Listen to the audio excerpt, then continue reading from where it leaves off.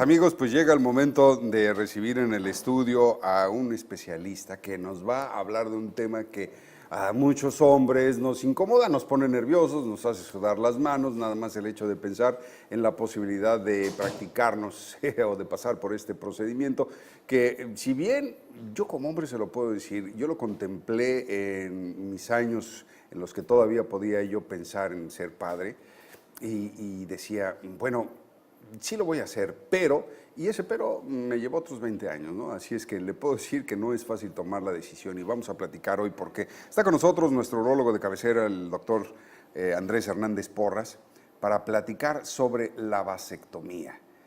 ¿Qué hay de nuevo en este procedimiento? ¿Qué temores existen fundados y cuáles son infundados? Bueno, pues que él nos lo platique. Doc, ¿cómo estás? Bienvenido al programa. Javier, gracias. A ver, lo primero. ¿Resulta incómodo, resulta doloroso para el hombre el someterse a un procedimiento como estos? Fíjate que no, es un procedimiento muy cómodo porque es anestesia local, es ambulatorio totalmente, el paciente llega a la clínica en donde se va a hacer, se pone anestesia local, se va alrededor de hora y media ya con todo, digamos, con todo el tiempo tomado en cuenta. Siempre se recomienda hacerlo y que tenga reposo el paciente. Aquí el problema viene en el después. Obviamente hay pacientes que cuesta un poquito más trabajo por su anatomía en sí, pero ya una vez realizado el procedimiento, el error que muchas veces como médicos pudiéramos llegar a tener es decirle al paciente, ve a hacer tu vida normal. Entonces ya después de la cirugía, el hecho de guardar reposo hace que sea un procedimiento que se desinflame, después, digamos, con su tiempo adecuado, y va a hacer sus actividades al 100% normal, el paciente no va a notar que tiene una cirugía, ¿no? Bueno, ¿cuánto es ese tiempo? Y la pregunta te la hago así porque ciertamente me ha tocado de los amigos que yo conocí que se la hicieron, prácticamente todos llegaban alardeando de lo mismo. No, pues eso fue en la mañana y ahorita el doctor me dijo que podía descansar unas horas y hacer mi vida normal. Sí, mira, el tejido alrededor de los testículos, digamos, toda esa área es una zona que se inflama muy, muy fácil. Entonces, cuando nosotros hacemos una cirugía, si la cirugía fue realmente muy sencilla, se localizó muy, digamos, muy rápido los conductos, se ligaron, etcétera, se recomienda que el paciente, si es un paciente que trabaja en oficina, que simplemente que vuelva a trabajar probablemente al día siguiente. Cuando uno batalla un poquito más, que tarda uno en localizar el conducto un poquito más, bueno, pues se recomienda que tome un fin de semana de reposo en casa, su hielo local, va a andar caminando, va a andar haciendo todo en casa normal, pero no va a andar levantando cosas pesadas y eso. El problema es después de eso, por ejemplo, si es un paciente que trabaja levantando o haciendo cosas con mucho esfuerzo, un cargador, por ejemplo, bueno, es un paciente que si nosotros lo operamos es casi seguro que se va a inflamar después de la cirugía, y el problema es el tiempo que tarda en desinflamarse, porque puede pasar semanas para regresar a lo normal.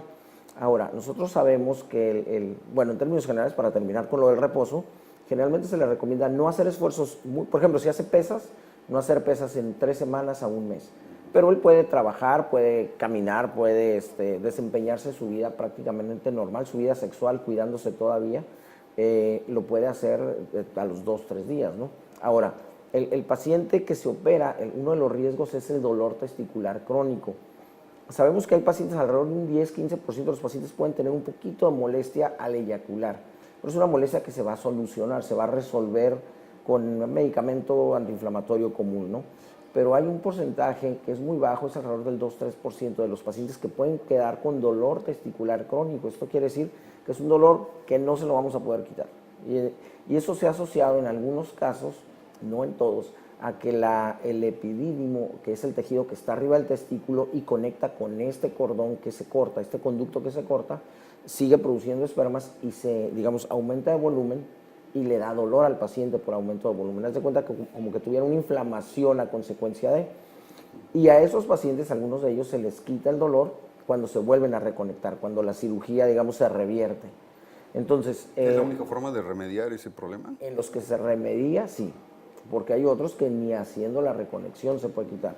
Honestamente, a mí no me ha tocado ver ningún caso ni de los míos, ni de mis compañeros, ni de gente, por ejemplo, hay mucha gente que no es urólogo que hace la cirugía y no me ha tocado ver ningún caso, ¿no? Casi siempre esos casos son muy sonados porque nadie les resuelve y andan brincando de urólogo en urólogo, pero está descrito en la literatura, entonces puede pasar.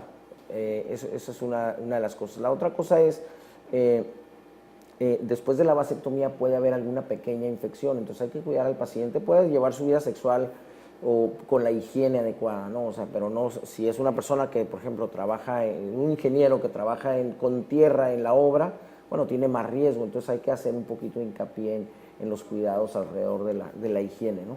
Pero bueno, básicamente es un procedimiento que es muy bien tolerado en cuanto a la cirugía en sí y en el postoperatorio también. El paciente no siente prácticamente nada, ¿no? Bueno, hablabas de que podría resultar más fácil en unos casos que en otros dependiendo de la anatomía del paciente. ¿A qué nos referimos con esto? ¿A qué te refieres con la anatomía? Por ejemplo, hay pacientes que son gorditos, un paciente que tiene sobrepeso tiende a tener el escroto más adherido, o no adherido, sino más unido al resto del cuerpo, ¿no? Entonces, haz de cuenta que está más cerca del pubis. Entonces, el escroto más cerca del pubis hace que el testículo suba. Entonces, no hay una anatomía del escroto común. Entonces, nosotros al momento tenemos que atrapar el testículo, jalarlo un poco y tenemos que identificar el conducto. Pero si el testículo está más arriba de lo normal, nosotros al atrapar el testículo, pues tenemos que jalar un poquito más de lo normal. Entonces, un paciente no es al 100% la gente con obesidad, pero sí muchos de ellos. Al momento de jalar, pues el paciente se incomoda. Entonces, tenemos que hacerlo con mucho más cuidado y cuesta más trabajo porque tenemos menos área en donde trabajar, menos área en donde localizar ese conducto. Sí, porque hay que recordar que no es una anestesia general, ¿no? El paciente está despierto, es únicamente anestesia local. Y esa anestesia local que se aplica no cubre la parte que le resulta molesta cuando se jala el testículo. No, porque los nervios que atraviesan por alrededor de ese conducto, del conducto deferente, son nervios que van hasta, le llamamos retroperitoneo, o sea, la parte de atrás del abdomen. Entonces son pacientes que mencionan un dolor tipo sofocante, les duele un poquito hacia la espalda como hacia el área del riñón o un poquito hacia el área abajo del ombligo, ¿no? Entonces nosotros la anestesia que se utiliza es lo que le da sensibilidad al área alrededor del sitio en donde vamos a cortar nada más. Y el paciente no siente nada, siente el jaloncito después. Es normal que sienta un jalón que no es incómodo, eso es común. Y obviamente cuando el paciente lo está esperando, nosotros le decimos al paciente que va a ir sintiendo. Pero ese dolor de jalar fuerte, bueno, es como si fuera realmente una patada, ¿no? Pero ya que entendemos que el porcentaje que puede tener alguna, ni siquiera podríamos llamar complicación, sino inconveniente, son tan pocos, hablamos de que la vasectomía en términos muy generales es exitosa en la mayoría de sus casos, ¿verdad? Una vez que se practica la vasectomía, el único fin por el que un hombre puede buscar este procedimiento es como control de la natalidad, ¿verdad? Hay una indicación médica, la única indicación médica, o sea, no de control de natalidad, que es epididimitis crónica. Hay pacientes que tienen inflamación del epidídimo, que es ese tejido en donde los espermas maduran después de que se producen adentro del testículo, y tienen epididimitis crónica, o sea, es algo que no hay manera de quitarlo. Y una opción que tenemos es ligar el conducto deferente, o sea, hacer una vasectomía médica, pero es muy raro que suceda, ¿no?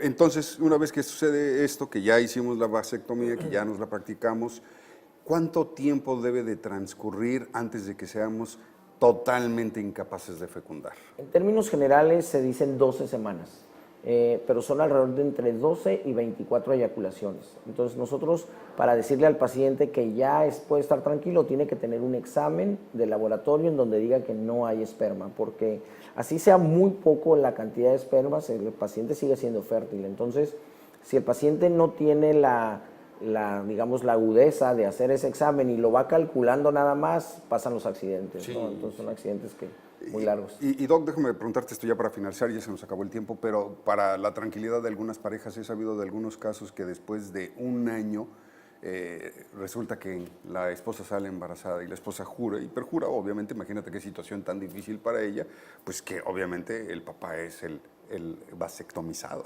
Sí, está reportado esos casos, incluso en Tijuana hay un caso de 5 años después. Ay, no lo puedo creer. En donde se comprobó la paternidad, ¿no? Porque luego uno piensa mal. Claro. En estos casos, en los estudios que se ha reportado y no se encuentra esperma en el varón, se hace una prueba en el laboratorio de centrifugado, o sea, se hace un centrifuga y se localizan algunos espermas aislados. No se sabe realmente por qué, se piensa que vuelven a tomar camino digamos, vuelvan a tomar camino del segmento cortado hacia el testículo, hacia el segmento cortado hacia la próstata, digamos, ¿no? Por otro lado, ¿generan otro camino? No, por el mismo, digamos, como que se recanaliza solo.